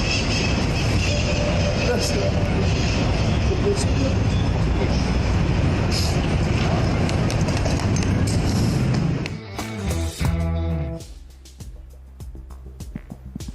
Te tiene que tocar el cumpleaños el regimiento granadero, ¿no? Sí, me pareció que algún trompetista estaba enojado, porque escuché alguna nota media que no iba, pero no importa. Yo no sé si a todos los presidentes y presidentas que han cumplido años... No, capaz que se le ofrecen y alguien dijo, no, che, me parece... No lo hacen. No. Me parece un montón. Sí. No, por ahí lo hacían la recepción y pasaban de largo. Puede ser. Bueno, tenemos una última escena. Vos decís que pará. Vos estás diciendo que los granaderos especialmente quisieron hacerle un festejo. No tengo la información. Eso lo puede haber sugerido Secretaría General. Lo puede haber pedido Secretaría General o lo puede haber puede pedido ser que alguno lo quiera saludar. Petri. Perdón, les estoy preguntando abiertamente. O sea, no puede pasar que los granaderos de... libre albedrío, un militar con libre albedrío. ¿Dónde viste? ¿Vos decís que lo hayan hecho por motu propio? Es que vamos a hacerle un regalo al presidente. ¿Qué vamos a hacer? Le tocamos el feliz cumpleaños con la trompeta, ¿no? No, ya veo que vienen los granaderos a protestar acá a la puerta del canal, pero no corresponde que lo hagan de motu propio, es una indicación que le dan, es una tarea que le da el alguien con autoridad. Yo me acuerdo del cumpleaños de... Casa Militar, que depende de Secretaría General, por eso digo. Cumpleaños así. Karina Milei, la hermanísima. Yo el que me recuerdo es el de John Fitzgerald Kennedy cantándoselo Marilyn Monroe, que estaba más divertido que te lo cante. Mientras está... Mirá que va a volver a cumplir años. Entre el canto, entre la recepción de los granaderos y después la salida al balcón, adentro estaba Yuyito González, la novia del presidente, vestida de rojo, armando una celebración que se hizo en el Salón Norte, creo. Hubo una celebración, un brindis. Con funcionarios. Bien. Bueno, último material. El presidente decide salir a festejar con el pueblo al balcón de la Casa Rosada, pero se le empezó a llenar de gente el cumpleaños. ¿Qué era lo que estaba ocurriendo? Alguien hizo un cálculo que no funcionó, porque en ese mismo momento la comunidad universitaria, docentes y estudiantes, estaban haciendo clases públicas, más de 100 clases públicas en protesta por las políticas de Javier Milei. Y en el momento que vieron que estaba el presidente saludando por su cumpleaños, van hacia el festejo de cumpleaños. Hay una escena que muestra policías muy apurados por, con vallas, tratar de cerrarles el paso. Bueno, tarde. Insisto, o la policía lo hizo tarde, o el presidente salió antes de lo que tenía que haber salido al balcón. Pero ocurrió eso. Es difícil explicar cómo a alguien se le escapa eso, o es una gran provocación. Cada cual lo interpretará. Bueno, este es el cantito de cumpleaños que le dieron al presidente Javier Milei. Bien.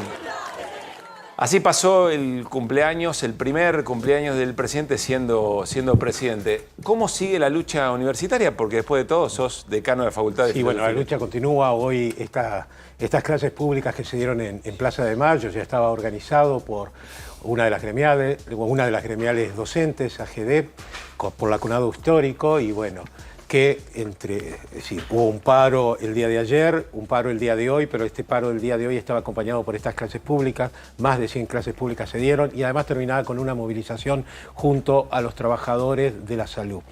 Quiero decir que participaron muchos docentes y también estudiantes de nuestra Facultad de Filosofía y Letras. Incluso se dio una clase sobre la historia de la educación, que es importantísimo entender también el sentido que tiene la educación en la Argentina. ¿Cómo sigue? En el día de mañana va a haber asambleas por parte del claustro estudiantil en diferentes facultades para saber también cómo continúan las medidas de lucha en función de lo que fueron las tomas y algunas tomas que continúan o se pueden llegar a plantear nuevamente, pero al mismo tiempo también se está trabajando en la posibilidad de una movilización para los primeros días de noviembre.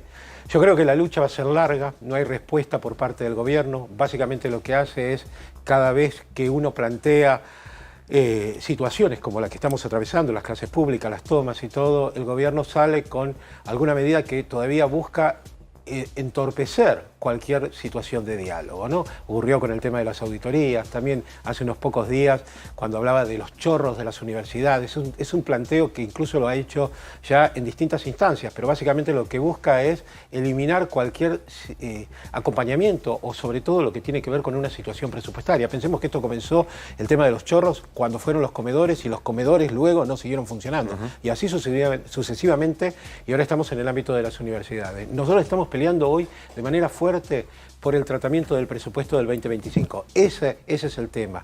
Es un presupuesto, el que tenemos en el día de hoy, el que está planificado, que realmente la reducción es enorme. Ya hemos sufrido un presupuesto 2024 donde no salió la ley de financiamiento universitario, que nos cuesta muchísimo terminar el año, y entonces nuestra lucha va a continuar, sobre todo en función de ese presupuesto 2025. Ricardo, gracias por haber venido. Gracias a ustedes por la invitación. Les pido a la producción si pueden tener a mano, déjenlo a mano en algún momento antes de cerrar el programa, nuevamente a los granaderos, un momento muy emotivo de la tarde de hoy. Crespo, presidente de APIME, de la Asamblea de Pequeños y Medianos Empresarios. ¿Cómo te va, Julián? Bien. Buenas noches. Buenas noches. Y nuestra portada, que nos viene acompañando desde hace bastante tiempo ya, en este año 2024, que es Pimecidio. Vamos a preguntarle a Flor, nos vamos a meter con Julián Moreno en que nos cuente qué es lo que está pasando con las pequeñas y medianas empresas. Pero vamos a los datos, Flor. Estuviste recabando alguna información. ¿Con qué arrancamos? Sí, es un informe, son datos que recolectó el Centro de Economía Política Argentina, CEPA, y como se observa en la imagen, se destruyeron, hubo comercios, hubo empresas que bajaron las persianas entre noviembre y julio. Estamos hablando de 12.800 empresas menos o empleadores menos, depende cómo lo quieran ver. Es una baja muy fuerte para tan poco tiempo, y sobre todo, y esto me parece que es el punto central para indagar y profundizar, la mayor destrucción de estas empresas o de estos empleadores se da en aquellos que tienen menos de 500 empleados, o sea, en lo que podemos considerar medianas o pymes, ¿sí? Medianas empresas o pymes. Es ahí el sector que está sobre todo más afectado. Cuando indagas un poco más encontrás el sector sobre todo del comercio mayorista y minorista y, por ejemplo, reparación de vehículos, un sector que también tuvo muchos cierres, vinculado lógicamente a que, bueno, hay menos movilidad de vehículos, etcétera, o uno sí tiene un problema con el auto, alguno tendrá que solucionar, otro esperará un poco más de tiempo, pero digamos, parece que representa un poco lo que está sucediendo en un sector que está trabajando de manera muy heterogénea. Hay un sector que está con leves recuperaciones y otros sectores que directamente están muy derrumbados. Pero la curva de destrucción de empresas es inapelable. Julián, ¿corroborás estos datos y en qué se traduce en la historia de un pequeño y mediano empresario? Sí, esto más o menos coincide con el incremento, es un 2%, que es lo que, un 2 y pico, lo que creció también el desempleo, ¿no? Esto recién empieza porque todavía las restricciones a la importación hacen que las industrias todavía mantengan algo de actividad, pero estamos con la espada de Damocles de que el gobierno... Hay sectores que está abriendo importación. Claro, por eso, pero todavía, viste, las restricciones a la importación vinculado a la forma de pago se van, digamos, van menguando, van reduciéndose las restricciones. Ahora el último cambio fue que se puede pagar los 30 días de nacionalizado. Antes, no sé si te acordás, pero antes era 30, 60, 90 y 120, después pasó a 30, 60, ahora solo 30. Si esto es una forma de ir acercándose a la quita del cepo, ¿no? Si realmente se logra ese hito de que se puedan pagar las importaciones taca a taca, digamos, como te permite el comercio internacional normalmente, la industria argentina no queda nada. Porque tenés todo dolarizado en cuanto a la energía que se multiplicó por 5, por 6. Los salarios que aunque no hayan acompañado el ritmo de la inflación, se han encarecido mucho en dólares. O sea, competitivamente Argentina está lejísimo. Los insumos difundidos, que siempre fue... ¿Qué es un insumo difundido? El insumo difundido son los insumos básicos que después se transforman para convertirse en un bien, ¿no? Y que básicamente... Como el acero, los polímeros, el aluminio, que está en manos de 5 familias, ¿no? Todos los proveedores de insumos, los insumos difundidos de la industria están en 5 familias, que esos actores son los que han restringido históricamente el desarrollo industrial de Argentina, porque ellos mismos te venden en el mercado interno más caro que lo que esas mismas empresas exportan, evidenciando una situación de abuso de posición dominante, pero al que nadie les puede, ¿viste? Claro. El cascabel nadie se lo pone a esos personajes. ¿Por qué decís la situación está empeorando? ¿Y qué es lo que le pasa a una familia? Una familia que tiene una empresa de toda la vida o generaciones que han heredado de muchos años. ¿Hoy en qué situación están? ¿Qué dudas tienen? ¿Qué decisiones tienen que tomar por delante? Hoy están decidiendo si siguen o no, básicamente los industriales. Hay mucha amenaza de apertura de importaciones. No solo China, que es el gran cuco, ¿no? Porque es imbatible a nivel competitividad, sino Brasil mismo. Ya Brasil está años luz de la competitividad argentina y hay posibilidades de que si se abre plenamente entren productos brasileros y realmente la industria local no tiene ninguna chance de competir. Entonces, los industriales argentinos hoy están viendo en qué se convierten o si entregan la cartera de clientes a una empresa brasilera, están en ese escenario. O sea, es bastante duro porque nadie piensa cuando arma una empresa en el cierre, ¿no? Uno piensa en que la van a seguir sus hijos, sus nietos, qué sé yo, uno tiene esa película. Hoy eso está truncado. ¿Flor? Sí, yo miraba recién un relevamiento que hizo la CAME, también de la Cámara Argentina de la Mediana Empresa, que marcó un 6,6% de baja de producción industrial, y hace una encuesta en donde le pregunta cómo creen que pueden ganar competitividad. Y el 60% respondió bajando impuestos. Y recién en el segundo problema que marcaban era la menor demanda del mercado interno, pero mucho más abajo que la reducción de impuestos. La pregunta es por qué todavía está esa lectura de que si el gobierno le baja los impuestos, entonces van a ganar más competitividad y el sector le va a ir mejor. Son años y años de batalla cultural, digamos, que han de alguna manera inoculándose en el pensamiento de los empresarios argentinos. ¿Cuál sería la batalla cultural acá? No, que creer que la culpa lo tienen los impuestos, cuando los impuestos son parejos para todos, cuando en realidad el tipo que te vende el insumo básico o la energía, si crees que es lo básico que vos tenés que tener como insumo para poder transformar, te lo multiplican por 6, te lo venden en el mercado interno más caro de lo que ellos mismos le exportan. Ese es realmente el problema por el cual la industria argentina es tan difícil y requiere sí o sí protección. Si vos tuvieras costos internacionales de energía, costos internacionales de insumos, vos podrías competir. Tenés capacidad humana, si querés, y tecnología invertida en maquinarias dentro de cada industria como para competir internacionalmente. Pero si a vos te pasan en la base, te la multiplican por 6, no hay forma de competir. El problema es que los industriales eso lo ven tan lejano. O sea, hay un solo proveedor de aluminio. No pensás en que es caro o barato, es el único que tenés. Hay un solo proveedor de energía eléctrica, es el único que tenés. Ahora, Julián, en la UIA no están solamente representados estos sectores más concentrados o los grandes, la crema del empresariado. También hay otros sectores, no sé si pymes, pero que están pensando en que necesitan un mercado interno para poder funcionar. ¿Por qué no se expresa más abiertamente como vos lo haces? Alguien que tiene poder de interpelar al gobierno. La UIA en sí es una entidad que los que tienen el micrófono no son representativos de realmente su representados, ¿no? Desde el mismo Funes de Rioja, ¿no? Que no es industrial. Carolina Castro hizo un planteo bastante disruptivo también de la UIA. De una autopartista es ella. Sí. Sí, de hecho estuvo en IDEA e hizo un planteo disruptivo para lo que era el escenario ese, ¿no? Pero, obviamente, si vos te vas a las UIA de Morón, de Avellaneda, a la base, vas a encontrar el mismo discurso que te digo yo. El problema es que los que tienen el micrófono, los que se arrogan la representación real, momento en que los números son otros. Los números hablan. Y por ejemplo, lo hemos hecho acá, una tonelada de soja en pesos tenía el 1 de enero un poder de compra que hoy, con el encarecimiento, con la inflación acumulada, tenés que vender 2 toneladas para hacer lo mismo, 2 toneladas de soja. los números no te dan, porque ponele que bajaran las... No, bueno, qué bueno, Milei bajó las retenciones. Si lo que subió tenés que gastar el doble y yo te bajo el 33%, los números no dan igual. No, por eso, y la sociedad rural no se está quejando.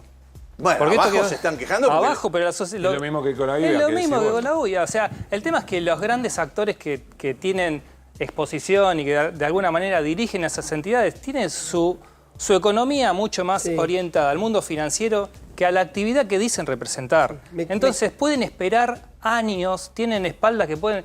No importa, se le van cayendo los competidores posibles y van quedando cada vez más con un poder relativo más importante dentro de esas entidades. Lamentablemente funciona así y no están representando al sector que dicen representar. No, me quedo con esto que decía al principio. Posiblemente haya sectores que tengan a grandes rasgos, piensen que este era el modelo de país que querían y estén dispuestos a algunos rayones, como dijiste vos, la metáfora que usaste vos, para llegar. Creo que citabas a... ¿Qué quiere decir eso? Que pueden no estar ganando plata, pero lo que consiguen, no sé, por ejemplo, flexibilidad laboral o distintos tipos de regulaciones en general, le conviene más. Incluso una identidad política, porque lo que ha ocurrido con el campo respecto al dólar atrasado, no ha habido quejas más allá de que hay demanda de los productores. No, bueno, pero vos te acordás de los productores, pero, digo, ya hablo de la... Estamos hablando... un montón de pero gente. Estamos separando identidad, estamos separando entidades con Bueno, pero el campo tiene una federación agraria, tiene Coninagro, tiene otros grupos que a la larga van a tener... Digo, no sé, a la larga. Nadie se... A la larga no, digo. Pero nadie se quiere fundir, digo, porque vos, la plata... Estamos hablando, Fer, estamos hablando de lo que está pasando ahora, tratando de encontrar un argumento, una lectura, posiblemente erroña, de por qué hay silencio en las entidades. Quizá porque a pesar de que el sector pueda estar afectado, tiene una identidad política y se siente más representado. El dueño de justamente una de las multinacionales, Aluar, que él mencionó, que es dueño de FATE también, está enloquecido con este modelo, está enojado porque... Hay otras razones ahí que tienen que ver con el RIGI y que hay posibilidades de que los chinos hagan una planta equivalente a Aluar. Sí. Bueno, pero tiene que ver con ese caso porque le puede aparecer un competidor, pero no es por defensa del sector industrial. No, pero es importante lo que dice. Puntualmente le mojan la oreja con un competidor. Claro. No porque esté pensando en el desarrollo de la industria nacional en la Argentina. Está bien, por lo que sea. Por lo que sea, pero por supuesto, pero todos estos van a terminar en todo caso, van a decir, bueno, vendí mi empresa, agarré la plata y me fui. Pero va a quedar todo como un lugar extractivista. El tema es que en ese camino van desplazando el poder básicamente de los trabajadores que cada vez tienen menores salarios, menos capacidad de reclamo, porque de hecho las entidades sindicales tampoco están actuando como uno esperaría que actúen ante una... CGT al borde de la fractura. Entonces, ese camino es el que ellos eligieron. O sea, quizás, como dice Macri, ¿viste? Tiene modales que no nos gustan, pero va en el sentido que sí queremos. Yo creo que es un negocio. Entonces, esos pasos que va dando se lo van a ir celebrando. Es probable que en un momento. Para muy pocos. En un momento le van a soltar la mano, pero ya dejó el tendal. Van a haber hecho el trabajo que quería que haga. Hoy le dijeron, ¿no viste la carta de la señora hoy? Cuando decís la señora, ¿a quién te referís? La señora que hoy habló, como diría el Turco Asís. Habló la señora, la doctora. La doctora dice. La doctora. Hablas de Cristina Fernández de Kirchner. ¿No viste qué dijo? Ustedes lo van a usar como un adminículo y cuando que se usa una vez solo y se tira, lo van a usar como... Eso le dijo, y eso sí es una metáfora. Le dijo que lo van a usar para hacer esto y que lo van a tirar rápido porque no va, porque ya no le da, si no te da solución a nadie... Pero esa es la cuenta que están haciendo entonces algunos, que aunque son industriales, están esperando algún negocio. Un reacomodamiento de relaciones de fuerza, digamos. Exactamente, exactamente. Están haciendo ese trabajo sucio que no se anima a hacer nada y porque hay que estar medio... Vayamos a lo concreto, ya estamos cerrando la charla con Julián Moreno. Explícame lo que pasa en una familia dueña de una pequeña y mediana empresa. Si vos ¿puede una pyme cerrar un rato hasta que pase y después volver a abrir? No, por supuesto que no. Vos tenés, mil veces lo decimos, ¿no? La familia pyme no es solo tu pibe o tu hermano, la familia pyme es el conjunto de los trabajadores que están con vos. Y la verdad que la amenaza que estamos teniendo de supervivencia, y me concentro en los industriales porque es lo más concreto que hay, digamos, como amenaza por delante, es a directamente dejar de vender, de producir. Hasta ahora se vienen bancando, a pesar de la caída del consumo y de la actividad. Bueno, tuvieron buenos años, hay espalda, se pueden bancar unos meses laburando sin margen, sobreviviendo. Ahora, si viene un competidor y vende la mitad de tu precio, no tenés ninguna chance, tenés que cerrar. Entonces, hoy el drama de los industriales pasa por ahí. Con cualquier industrial que hables, está realmente traumado por la situación. ¿Traumado? Sí, porque no hay una solución a la vista. No tenés chance de competir. Si realmente este gobierno logra levantar el cepo, logra tener los dólares suficientes como para que las importaciones se concreten. No, pero lo que dice es, si le sale bien. No, le sale bien. La situación para pero tiene que tener 20.000 millones de dólares, como dice Dalpolle. Más o menos, porque ellos van regulando esto que está bajando, lo que dijimos al principio. Pasamos de 30, 60, 90, 120, de 30, 60, 30. Van achicando, van jugando con ese margen. Del otro lado hay enfriamiento de la economía. Van achicando y van enfriando la economía. Por eso el ajuste, Milei dice, no se termina nunca. Bueno, van a seguir enfriando la economía hasta que puedan liberar el cepo. Y ese va a ser el fin de la industria nacional. Julián, mira qué frase con la que cierra la charla. Arriba. Gracias por haber venido. Lo siento. Ibáñez, Cerolini, Gutiérrez. Me quedé con la pregunta de la FIP. ¿Te quedaste con la pregunta de la FIP? Sí, porque dice que se elimina la FIP, pero solo le cambia el nombre por ahora. ¿Y sabes cuánto sale cambiar el nombre? ¿Cuánto? Ya hay un presupuesto para hacer todo el cambio de logos, ropa del personal, 10.000 millones de pesos. 10.000 millones de pesos para hacer la joda del cambio, pero la gente afuera.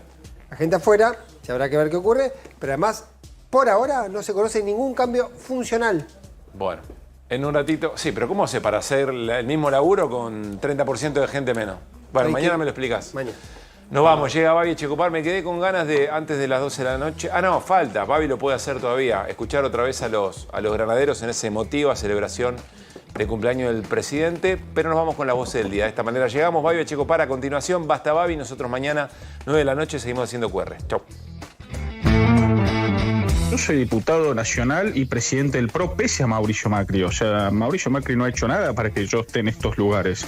Han sido los afiliados de Córdoba en todo caso y las estrategias que hemos tejido en el partido de Córdoba, que es absolutamente autónomo. O sea, él si quiere manejar el partido como una empresa, está en un problema porque los partidos políticos tienen una vida distinta. Creo que Cristina Kirchner ya tuvo su oportunidad, ya tuvo su tiempo, ya cumplió un ciclo y que podrían renovar el Partido Justicialista como todos los otros partidos, ¿no? De una vez por todas, cambio, gente nueva y qué es lo que votó la gente.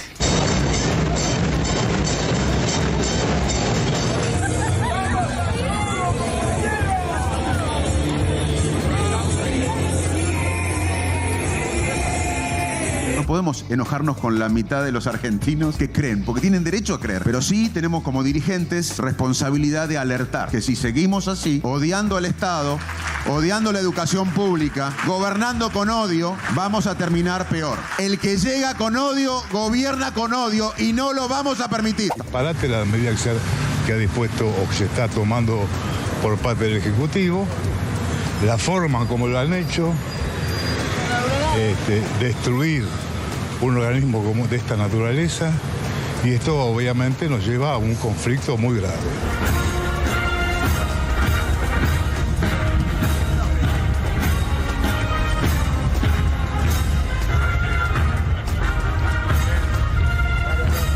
El cambio lo inició el PRO, ahora la gente decidió que lo continúe la Libertad Avanza, y eso estamos tratando de colaborar con humildad, con generosidad, sin especular, para que la mayor cantidad de cosas de cambio se implementen.